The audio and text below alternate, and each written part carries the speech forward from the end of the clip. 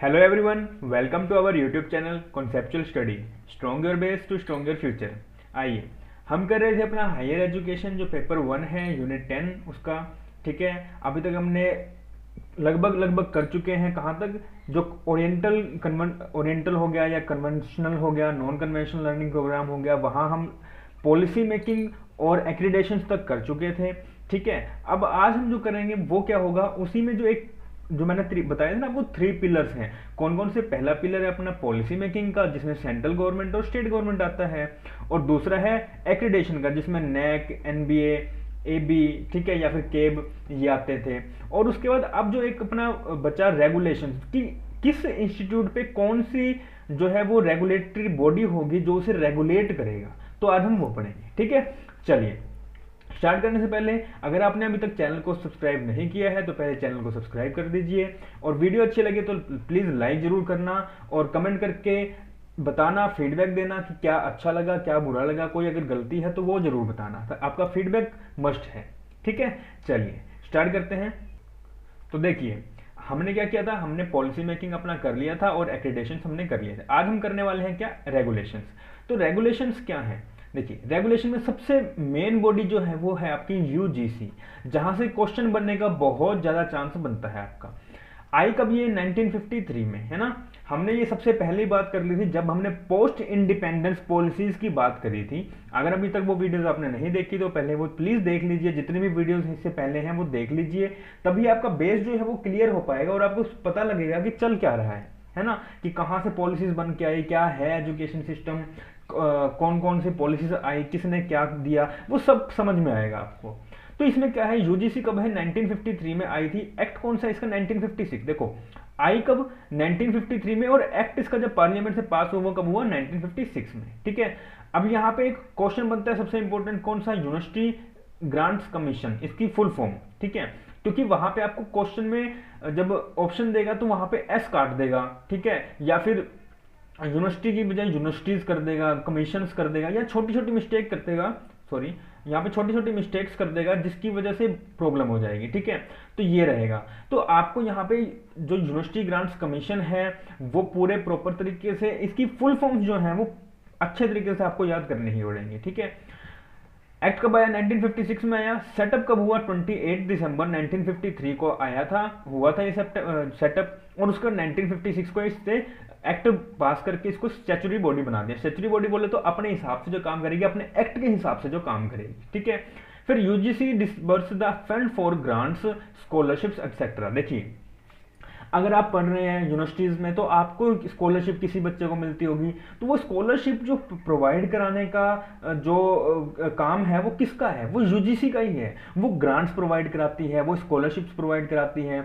अब आप जब पीएचडी करेंगे अपने जेआरएफ के बाद तो आपको जो स्कॉलरशिप मिलेगी तो वो जेआरएफ की स्कॉलरशिप भी यूजीसी ही प्रोवाइड कराएगी आपको। ठीक है, तो ये उसका काम होता है। तो ग्रांट्स प्रोवाइड कराना, स्कॉलरशिप्स प्रोवाइड कराना, ये कौन करता है? आपका यूजीसी करता है। इसका जो मेन ऑफिस है वो कहाँ पे है? न्यू दिल्ली में। देखिए जितने भी मेन ऑफिस हैं ना, जितने भी इंस्टीट्यूशन हैं, जितने भी रेगुलेटरी बॉडीज हैं, उन लगभग सभी का न्यू दिल्ली में ही मिलेगा। ठीक है, कोई एक दो है जिनका बेंगलोर में मिलेगा या इधर उधर मिलेगा, बाकी लगभग सभी का न्यू दिल्ली। अगर आपको नहीं आता तो बेझिझक, क्वेश्चन नहीं समझ में आया तो बेझिझक न्यू दिल्ली कर देना, मगर फिर भी हम याद करके जाएंगे। वहां पे ऐसा ऑप्शन होना ही नहीं चाहिए हमारे पास कि आता है या नहीं आता, सिर्फ एक ही ऑप्शन होगा, क्या आता है। ठीक है, अब क्या बात करते हैं, it is also has regional office covering different states. देखो बात करिए ना, डिफरेंट स्टेट्स में क्या है, रीजनल ऑफिस है इसके। अब इसके चेयरमैन कौन है? डीपी सिंह। देखो पहली बात, यहाँ पे आपसे कभी भी ना चेयरमैन या इस तरह नहीं पूछेंगे। ये जो करंट अफेयर के जो क्वेश्चन होते हैं ना, ये इस तरह के आते हैं कि चेयरमैन कौन है। ठीक है, आपसे स्टैटिक पोर्शन लगभग पूछा जाएगा आपके पेपर में। जो ये आपके करंट अफेयर वाले जो क्वेश्चंस हैं ये आते हैं आपके बैंकिंग में हो गया, ठीक है, या और की सब्जेक्ट्स में, एसएससी वगैरह में हो गया, तो वहां आते हैं। यहाँ पे आपसे स्टैटिक पोर्शन पूछने के 99% चांस होता है, एक आधा परसेंट चांस है कि हाँ आपसे पूछ सकता है कि चेयरमैन कौन है, नहीं तो कोई बात नहीं। ठीक है, डीपी सिंह कौन है? इसके चेयरमैन है।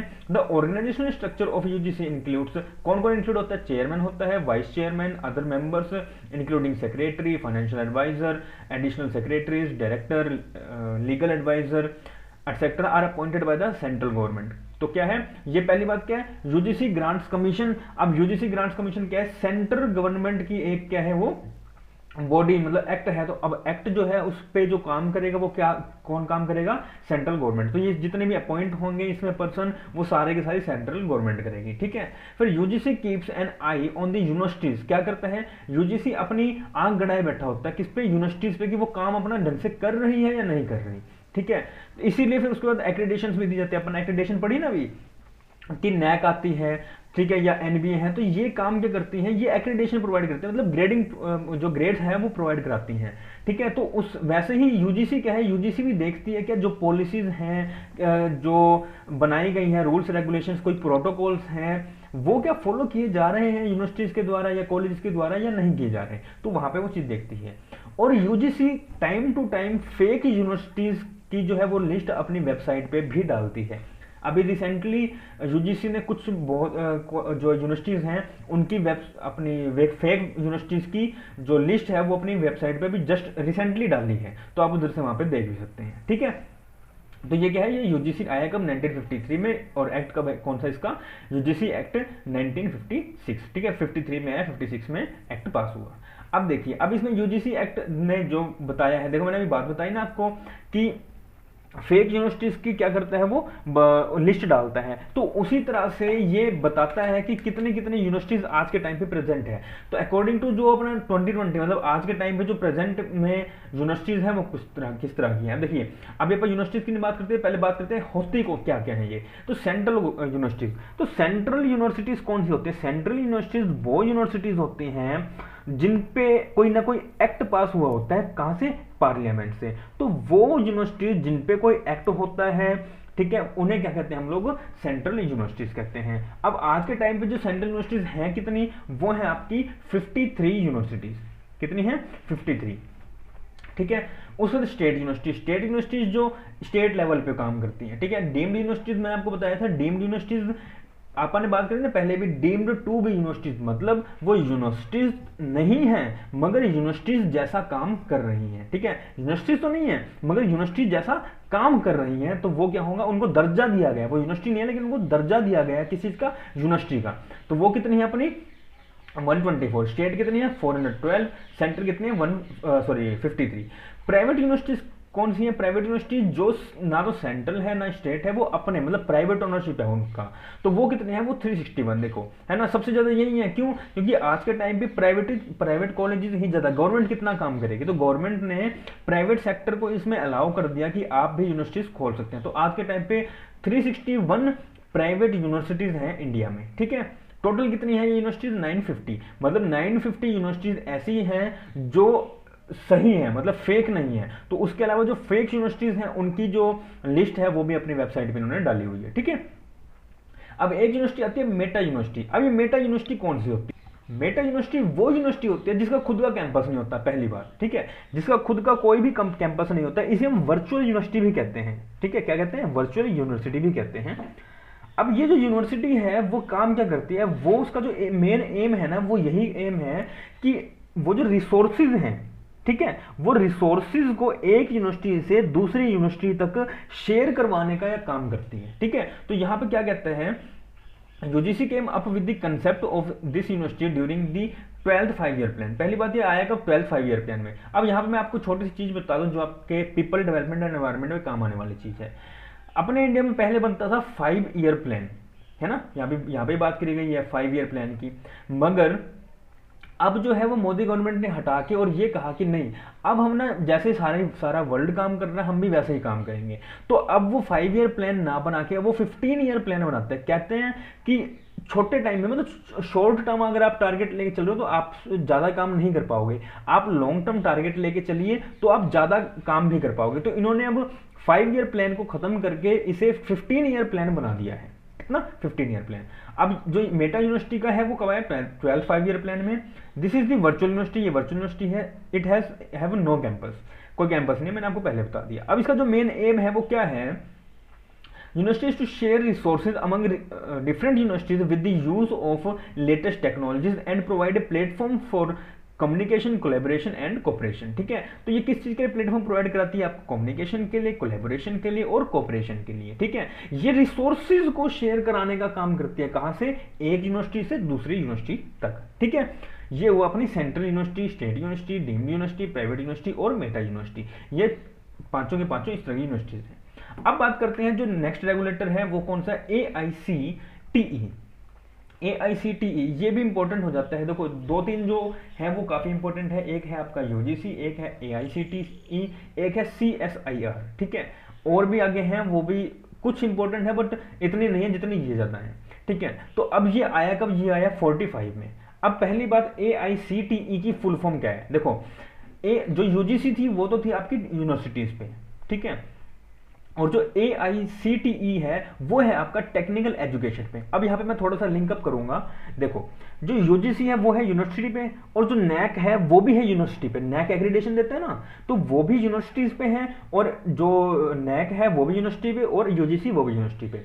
वैसे ही AICTE ये भी टेक्निकल एजुकेशन पे जो है वो रेगुलेटर है, और इसके पीछे जो एक्रीडेशन बोर्ड है वो कौन है, NBA है ना। NBA क्या है, एक्रीडेशन बोर्ड है। तो यहां से लिंकअप आप कर सकते हैं। तो 1945 में ये आया आपका, ठीक है, एस्टेब्लिश किया 1945 में एज एन एडवाइजरी बॉडी। इसे पहले एडवाइजरी बॉडी किया जो है वो एज एन एडवाइजरी बॉडी से एस्टेब्लिश किया गया था। इसकी फुल फॉर्म क्या है, फुल फॉर्म देखो याद करनी जरूरी है, मैं बार बार कह रहा हूं आपको, क्या है, all India council. All India council, देखो जितनी भी फुल फॉर्म मिलेगी ना लगभग उनमें काउंसिल मिलेगा, ठीक है। अब जितनी भी आएंगी उनमें लगभग काउंसिल मिलेगा आपको। All India council for technical education, मैंने बता दिया आपको टेक्निकल के ऊपर कौन सी है, AICTE, और इस पे जो रेगुलेटरी बॉडी तो होगी ये, और जो इस पे वो है क्या नाम है एक्रीडेशन बोर्ड, वो कौन सी है, NBA, ठीक है। तो technical education, all India council for technical education. अब बारी आती है किसकी, सॉरी अभी एक पॉइंट रह गया, क्या है, later it received the status of statutory body. पहले क्या था, ये एडवाइजरी बॉडी के तौर पे काम करती थी, फिर इसे स्टैच्यूटरी बॉडी बना दिया गया, ठीक है। अब बात आती है CSIR। CSIR बोले तो यहाँ पे हम साइंटिफिक या इंडस्ट्रियल के बारे में बात करते हैं। तो यहाँ ये आया कब, 1942 में आया CSIR काउंसिल। देखो फिर आ गया काउंसिल, मैंने आपको बोला कि हर जगह काउंसिल आएगा, अब जितनी भी आएंगी ना, जितनी भी आएंगी वो सभी की सभी काउंसिल है, ठीक है। CSIR council of scientific and industrial research, council of scientific and industrial research. आपने देखा होगा CSIR वो कॉटन वाले काम करते हैं ना, आपको देखा होगा, साइंटिफिक एरियाज होंगे आपके आस पड़ोस में, ठीक है, मतलब जहाँ पे थोड़ा सा एरिया होगा, तो वो CSIR इसी चीज का है जहाँ पे साइंटिफिक कुछ काम होता है। आप एक एक वर्ड याद रखना, वो हो जाएगा। जैसे AICT का क्या है, टेक्निकल है, UGC का क्या है, जो यूनिवर्सिटीज हैं, फिर CSIR बोले तो जो साइंटिफिक, या फिर कॉटन से याद कर लो भाई, कॉटन पे वो रिसर्च करते हैं, ठीक है। तो इस तरह से बात कर सकते हैं। तो ये अपेक्स बॉडी किस पे है, अपेक्स बॉडी है किस पे, इंडस्ट्रियल एंड साइंटिफिक रिसर्च पे, ठीक है। इंडस्ट्रियल एंड साइंटिफिक रिसर्च पे ये अपेक्स बॉडी है, कहां पे, इंडिया में, ठीक है। उसके बाद बात आती है ICAR की। ये कब आई, 1926 में आई। इसकी फुल फॉर्म क्या, इंडियन, फिर से आ गया council, Indian council of agricultural research, क्या है, Indian council for agricultural research, ठीक है। इसलिए भी ऑटोनोमस बॉडी बनाया गया। ऑटोनोमस बॉडी बोले तो स्टैच्यूटरी बॉडी जो अपने हिसाब से काम करेगी, working under the DARE. DARE की फुल फॉर्म क्या है, department of agricultural and research and education, ठीक है। तो ये जो डिपार्टमेंट है ये भी हमारी मिनिस्ट्रीज का एक डिपार्टमेंट है, ठीक है। एग्रीकल्चर डिपार्टमेंट में ये मिनिस्ट्रीज का एक डिपार्टमेंट है। तो यहाँ पे क्या आता है, ये ऑटोनोमस बॉडी किसके अंडर काम करती है, department of agricultural research and education पे। इसे बाद में क्या कहा गया, it is also known as imperial council of agricultural research, ठीक है। इसे बाद में मतलब जहां से इंडियन हटा के इंपेरियल काउंसिल कर दिया, और बाकी आगे सेम है, ठीक है। फिर आया ICMR, ये कब आया था, 1911 में, ठीक है। Indian council of medical research, Indian council of medical research, ठीक है। ये अपेक्स बॉडी किस पे है, बायोमेडिकल रिसर्च पे, ठीक है। अब ये इतनी इंपॉर्टेंट नहीं है जो भी अब आगे आएंगे, लेकिन फिर भी यहां से पूछ लेता है कि मेडिकल पे कौन सी जो है वो बॉडी है। नॉर्मल आपका ये कहेगा कि मेडिकल रिसर्च पे कौन सी बॉडी है, ठीक है। तो वहां पे आपको ऑप्शन दे देगा ये सारी। अब यहाँ पे अगर आपको नहीं भी आता होगा ना, तो भी आपको एलिमिनेशन मेथड क्या होता है मैं बताता हूँ आपको। जैसे उसने ये कह दिया कि मेडिकल रिसर्च पे कौन सी बॉडी है, आपको ये 4 ऑप्शन दिए हुए हैं, 1 2 3 और 4। अब नॉर्मल चीज है, यहाँ पे कोई M नहीं दिख रहा, खत्म। यहाँ कोई M नहीं दिख रहा, खत्म। यहाँ कोई M नहीं दिख रहा, खत्म। यहाँ पे कोई M दिख रहा है, कौन सा, ये रहा, मतलब आंसर ये होगा, ठीक है। मेडिकल है ना, मेडिकल, ये इस तरह के ही क्वेश्चन आएंगे। मैं तभी कह रहा हूँ हायर एजुकेशन मत छोड़ के जाना, यहाँ पे खड़े नंबर है। जो टीचर आपको कह रहा है कि हायर एजुकेशन छोड़ दो अगर नहीं हो रहा, तो मत छोड़ना, यहाँ पे खड़े नंबर है, यहाँ बस 1 या 2 बार की मेहनत है, यहाँ पे 1 या 2 बार सिर्फ आपको पढ़ना है। एक बार वीडियो देखिए, दूसरी बार खुद पढ़िए, तीसरी बार में गारंटेड याद हो जाएगी चीजें, ठीक है। उसके बाद बारी किसकी आती है, ICSSR। तो ICSSR क्या है, ICSSR है Indian council of social science research. क्या है, Indian council of social science research. अब ये क्या है, provide fund which is not provided by UGC. अब ICSSR वो है कि जो यूजीसी ग्रांट्स प्रोवाइड नहीं करती, क्या है, जो यूजीसी ग्रांट्स प्रोवाइड नहीं करती, उसके अलावा जो ग्रांट्स हैं वो कौन प्रोवाइड करता है, आपका ICSSR। इसके 6 रीजनल सेंटर्स भी हैं, ठीक है। फिर बात आती है MCI की।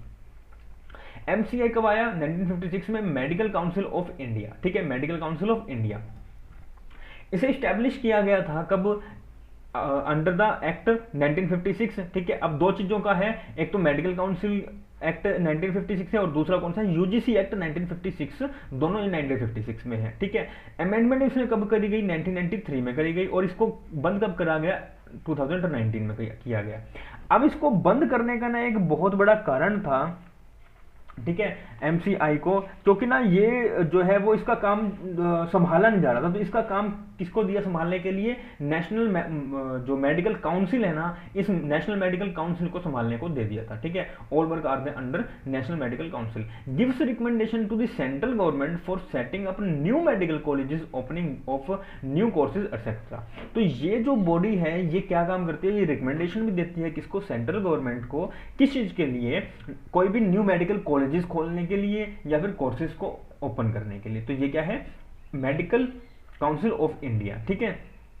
अब इसे रिप्लेस करके जो है वो सारा काम किसको सौंप दिया है, नेशनल मेडिकल काउंसिल को। इसके बाद बात आती है NCTE, 1995 में आया ये, national council for teacher education. अब ये थोड़ा सा इंपॉर्टेंट हो जाता है क्योंकि ये टीचर पे है। अब आपकी जो आप नेट कर रहे हो या JRF कर रहे हो, तो वो किस चीज के लिए कर रहे हो, वो आप इसीलिए कर रहे हो ना क्योंकि आपको आगे लेक्चरर बनना है, तो टीचर के लिए। और ये क्वेश्चन अभी जस्ट रिसेंटली आके गया है, 18 के एग्जाम में भी आया था, सॉरी 19 के एग्जाम और 20 के एग्जाम में, दोनों में आया था ये।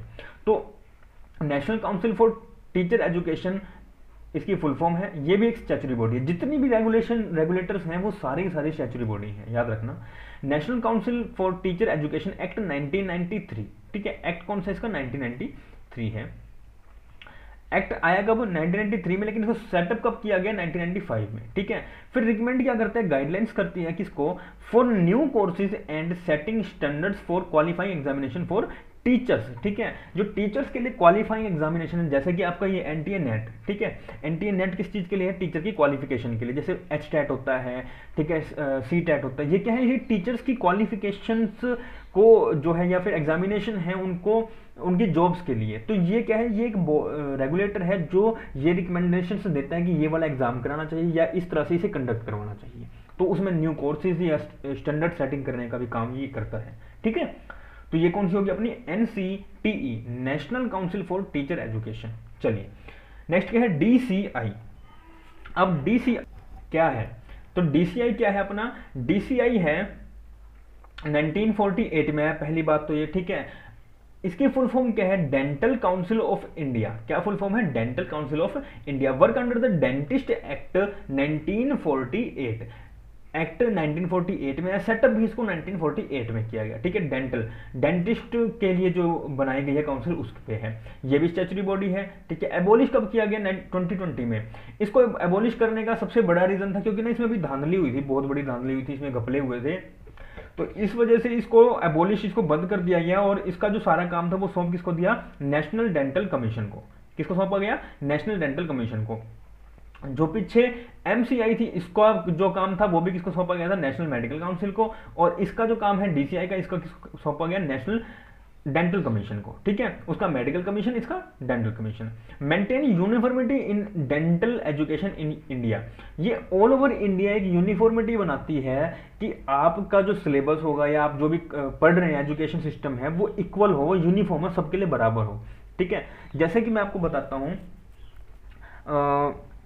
कुछ बुक्स में ये लिखा होता है कि this this chapter is for only this university, ठीक है। मान लो आपने ये लिख दिया कि जो एक चैप्टर है वो सिर्फ और सिर्फ कुरुक्षेत्र यूनिवर्सिटी में ही मतलब पढ़ाया जाएगा, तो उस चैप्टर को किसी और यूनिवर्सिटी में नहीं पढ़ाया जाता, ठीक है। तो इसकी मदद से क्या है, इसकी वजह से क्या होता है, इसकी वजह से यूनिफॉर्मिटी क्रिएट नहीं हो पा रही है। और ये जो कुरुक्षेत्र वाले बच्चे हैं वो कोई स्पेशल तो है नहीं, उनको स्पेशल पढ़ाया जा रहा है, लेकिन जो बेचारे CDLU के हैं या फिर जो कोई MDU का है उसको पढ़ाया नहीं जा रहा। तो यहाँ पे पार्शियलिटी एक तरीके से कुछ ना कुछ देखने को मिल जाती है। लेकिन यहाँ पे क्या है, DCI क्या करता है, वो एक यूनिफॉर्मिटी बनाने की बात करता है कि हर एक पर्सन, हर एक डेंटिस्ट जो होगा वो सेम एजुकेशन ही प्राप्त करेगा, ठीक है। तो यहाँ पे यूनिफॉर्मिटी मेंटेन करने की बात करते हैं। फिर आती है PCI बोले तो ये आई फार्मेसी वाली, ठीक है, फार्मेसी वाली। PCI कब आया, 1948 में, सेम चीज 1948 में pharmacy council of India, pharmacy act 1948 same में आया और सेम में ही सेटअप कर दिया गया, ठीक है। रेगुलेट क्या करता है, pharmacy education in India regulate करता है। और रिकमेंड क्या करता है, eligibility for admission, equipments and facilities required for students. Recommend क्या करता है कि एडमिशन के लिए क्या एलिजिबिलिटी होनी चाहिए और कौन कौन से इक्विपमेंट्स स्टूडेंट्स को प्रोवाइड करवाने चाहिए, कौन सी फैसिलिटीज प्रोवाइड करानी चाहिए, ये सारी रिकमेंडेशंस कौन देता है, आपका PCI बोले तो फार्मेसी काउंसिल ऑफ इंडिया। फिर बात आती है BCI की। अब BCI कौन सा है, बार काउंसिल ऑफ इंडिया, ये तो नाम हमेशा आपने लगभग सभी बच्चों ने सुना होगा। बार काउंसिल ऑफ इंडिया किस पे, एडवोकेट्स पे है। तो अंडर द एडवोकेट एक्ट 1961, ठीक है, ये इंपॉर्टेंट है थोड़ा सा, इसको करके जाना। जो बार काउंसिल ऑफ इंडिया है, तो बार काउंसिल ऑफ इंडिया 1961 में, एडवोकेट एक्ट 1961 हुआ, ठीक है। Set framework for the standards of advocate eligibility, ठीक है, इसमें जो है वो स्टैंडर्ड सेट किए जाते हैं, फ्रेमवर्क सेट किया जाता है किस चीज के लिए, एडवोकेट की एलिजिबिलिटी के लिए, ठीक है। देखो मैं आपको एक चीज बताऊं, आप ये चीज सब कुछ बुक से पढ़ोगे ना आपको याद नहीं रहेगी, इसलिए मैंने ये सारे आपको चार्ट्स बना के दिए हैं ताकि आपको एग्जैक्ट चीज समझ में आ जाएगी, इसके ये चीज इसमें आई और ये काम क्या करता है। तो प्लीज इन्हीं चार्ट से कर लेना, बुक्स में मत्था मारने की आपको जरूरत नहीं है, वहां से बहुत मतलब सारा मैटर मैं लगभग यहाँ पे निकाल लाया हूँ आपके पास। तो आप बुक्स में मत्था मारोगे, इससे बढ़िया है कि यहाँ पे मारो, थोड़ा सा याद रहेगी चीज, क्योंकि आपके सामने एक चीजें हैं कि क्या क्या चल रही है, वहां पे एक एक लाइन पढ़नी पड़ेगी और एक एक लाइन पढ़ने का कोई भी फायदा नहीं है इस एग्जाम के लिए एटलीस्ट, ठीक है। क्योंकि वहां पे आपको एक एक चीज, एक एक लाइन पढ़ोगे, एक एक लाइन पढ़ोगे, वो इतना आना ही नहीं है। मैंने आपको बता दिया पहले फर्स्ट लेक्चर मैंने बोल दिया था कि जो अपना ये है सब्जेक्ट, इसमें हायर एजुकेशन है, इसमें डायरेक्ट क्वेश्चन उठ के आते हैं और कुछ चुनिंदा क्वेश्चन ही हैं जो उठ के आते हैं बार बार, इसके अलावा कुछ भी आएगा ही नहीं, ठीक है। चलो इसके बाद बात करते हैं अपना किसके, BCI के बाद INC कब आया, 1947 में। क्या है इसका full form, Indian nursing council, किसकी, इंडियन नर्सिंग काउंसिल, ठीक है। Statutory body under the Indian nursing council act 1947। Maintain क्या करता है, स्टैंडर्ड मेंटेन करता है किसके लिए, of training for nurses, nurses को जो ट्रेनिंग प्रोवाइड करनी है उसके लिए स्टैंडर्ड मेंटेन करता है। और रिकमेंड करता है क्या, एलिजिबिलिटी क्राइटेरिया, तो एलिजिबिलिटी क्राइटेरिया ये एडमिशन के लिए रिकमेंड करता है। फिर बात करते हैं CCH की, कब आया, 73 में, 1973 में। फुल फॉर्म क्या है, सेंट्रल काउंसिल फॉर होम्योपैथी। देखो मैंने वो बोला था ना, काउंसिल हर जगह काउंसिल आएगा, हर जगह ही काउंसिल है। अभी तक UGC को छोड़ के AICTE से अभी तक सभी में काउंसिल आए हैं, है ना। तो यहाँ पे याद रखना ये सेंट्रल काउंसिल फॉर होम्योपैथी, तो हमेशा काउंसिल ही आएगा। स्टैब्लिश कब किया गया, एक्ट अंडर द एक्ट 1973। कौन सा एक्ट था, central council for homeopathy act 1973। Prescribe क्या करता है, प्रिस्क्राइब एंड रीऑर्गेनाइज क्या करता है, ऑल होम्योपैथिक मेडिसिन क्वालिफिकेशन, तो होम्योपैथिक जो मेडिसिन क्वालिफिकेशन है उसको रीऑर्गेनाइज करता है और प्रिस्क्राइब करता है। अपॉइंट करता है इंस्पेक्टर, है ना, inspector for examiners and visitors for the checking facilities. जैसे आपने देखा होगा कि किसी दुकान, किसी दवाई वाले दुकान में छापा पड़ गया कि वो नकली दवाइयां बना के बेच रहे हैं, तो वो जो इंस्पेक्टर जो अपॉइंट करते हैं ना, वो CCH ही करता है कि हाँ भाई आप जाके देख के आओ, आप एज ए इंस्पेक्टर जाओ और वहां देखो कि क्या धांधली चल रही है, अभी वहां पे सही दवाइयां बिक रही हैं कि या पेशेंट जो मरीज जो हैं, पेशेंट्स हैं, उनको लूटा जा रहा है या उनको गलत दवाइयां बेची जा रही हैं, तो वहां पे आप जाके देख के आओ। तो ये चीज वहां पे थी, ठीक है। फिर आता है अपना CCIM, 1971 में आया, central council for Indian medicine. क्या है, central council for Indian medicine under the act 1970। तो एक्ट क्या है इसका, central council for Indian medicine act 1970, ठीक है। फिर रिकमेंड क्या करता है, मिनिमम स्टैंडर्ड रिकमेंड करता है किसके लिए, एजुकेशन के लिए, in different Indian system of medicine named Ayurveda के लिए, ठीक है, या फिर कोई भी होम्योपैथिक दवाइयाँ हैं, ये सॉरी होम्योपैथिक की तो CCH था, ठीक है, आयुर्वेद की दवाइयाँ होंगी या नॉर्मल और कोई दवाइयाँ होंगी तो उनके लिए क्या है, ये CCIM है, ठीक है, and propose the code of ethics, code of ethics यहाँ पे प्रपोज करता है, ठीक है। उस पर बात आती है क्या, कहता appoint medical inspector for conduct of examination, ठीक है, तो एग्जामिनेशन के लिए क्या करता है यहाँ पे, इंस्पेक्टर जो है वो कंडक्ट करता है, ठीक है। जैसे मैंने आपको दवाइयों का एग्जांपल दी, दुकान दवाइयों वाली दुकान पे जो इंस्पेक्टर आया वो अगर वो एग्जामिन कर रहा है ना, कि भाई ये सही दवाइयाँ बेचने के नहीं, तो वो किस पे था, वो होम्योपैथी दवाइयों के लिए था, ये किस पे है, ये आयुर्वेद दवाइयों के लिए है।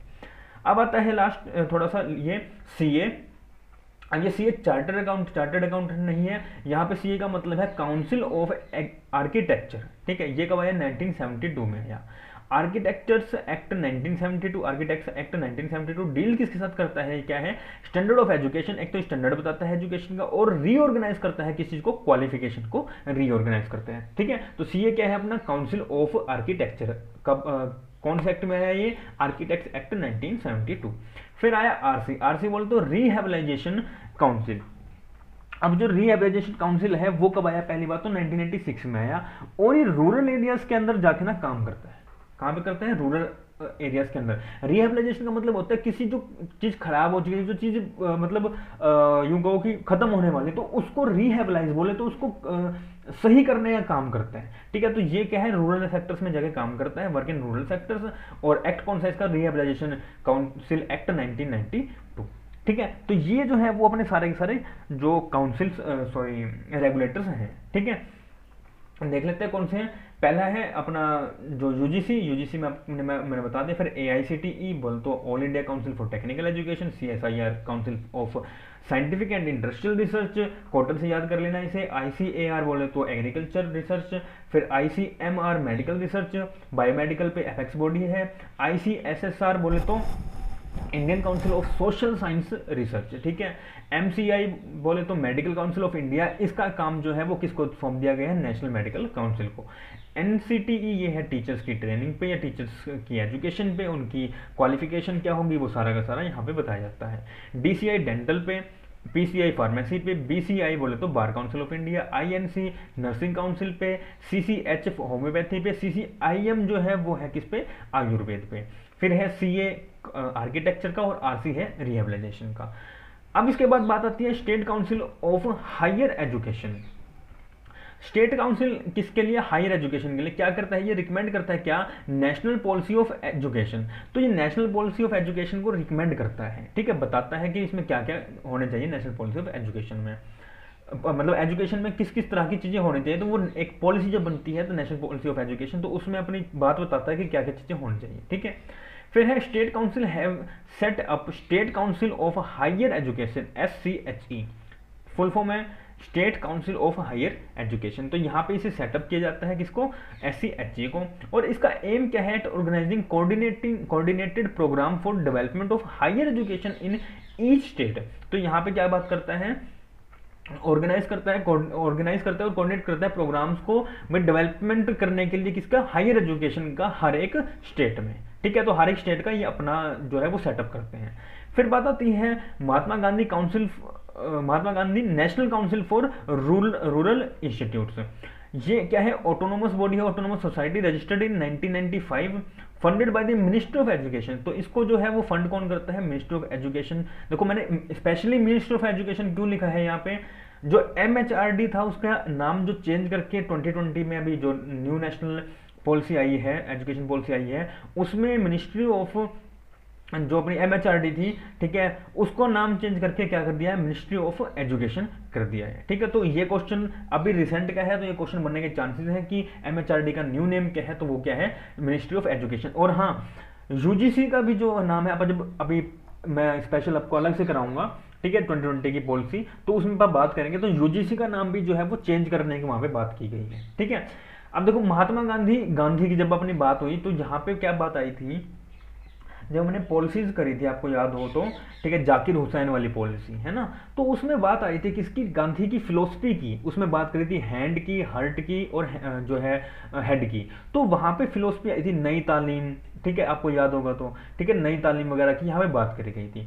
तो यहाँ पे क्या क्या प्रमोट करने को rural higher education with the concept of Nai Talim, ठीक है, नई तालीम के थ्रू इन्होंने यहाँ पे बात करी थी। Work according to Gandhian philosophy of education, तो यहाँ पे गांधीयन फिलोसफी, जो गांधी की फिलोसफी थी हैंड हर्ट और हैंड, तो यहाँ पे उसकी बात लेके आए थे। ठीक है, तो यहाँ पे क्या बात करी गई है, महात्मा गांधी इसमें ये क्या है, रूरल सेक्टर्स पे काम करता है। ठीक है, तो आज हमने क्या किया, अपनी जो रेगुलेटरी बॉडी थी वो सारी करी, state council of higher education और Mahatma Gandhi national council for rural institute, ये बात करी। ठीक है, तो इनमें से पढ़ना समझ में आ जाएगा, एक या दो बार पढ़ोगे तो आराम से इजीली समझ में आ जाएगा आपका ये क्या है, आपका रेगुलेशन। ठीक है, चलिए वीडियो अच्छी लगी हो तो प्लीज़ लाइक कीजिएगा, चैनल को सब्सक्राइब कीजिएगा, ठीक है, और शेयर कीजिएगा। कुछ नहीं समझ में आ रहा, कुछ फीडबैक देना है तो प्लीज़ कमेंट में ज़रूर दीजिएगा।